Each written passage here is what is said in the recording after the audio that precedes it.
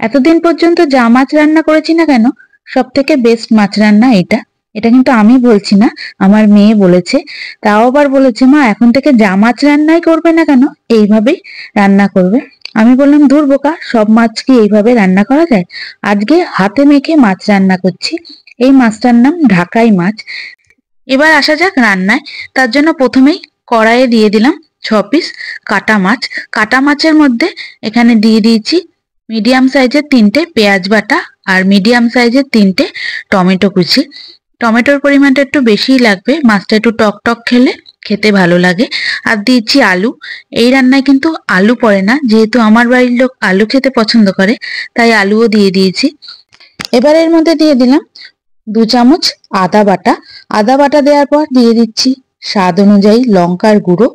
লঙ্কার গুঁড়ো দিয়ে এর মধ্যে দিয়ে দেব কাশ্মীরি লঙ্কার গুঁড়ো, বড় চামচের 1 চামচ। রান্নাটা কড়াইতেই করব, তাই কড়াইতেই সবকিছু মেখে নিচ্ছি। আর দিয়ে দিলাম 2 চামচ হলুদ গুঁড়ো, স্বাদ অনুযায়ী লবণ। লবণ দেওয়ার পর দিয়ে দিচ্ছি বেশ খানিকটা কাঁচা সর্ষের তেল। এই রান্নাটায় কিন্তু তেলের পরিমাণটা বেশি দিতে হবে। আর তোমরা যদি চাও আলু বাদ দিয়েও কিন্তু রান্না করতে পারো। এবার খুব ভালোভাবে মেখে নেব, যাতে টমেটোগুলো একটু গলে যায়। আর এই রান্নায় কোনো জলের ব্যবহার হবে না। পেঁয়াজ, টমেটো, আলু, মাছ থেকে যে জল বার হবে সেই দিয়েই মাছটা রান্না করা হবে। খুব ভালো করে মাখা হয়ে গেছে। এবার এর মধ্যে দিয়ে দিলাম 4-5টা হালকা চিড়ে রেখেছি কাঁচা লঙ্কা। কাঁচা লঙ্কা দিয়ে আবারও বেশ খানিকক্ষণ মতো মেখে নিচ্ছি। মাখা হয়ে গেছে।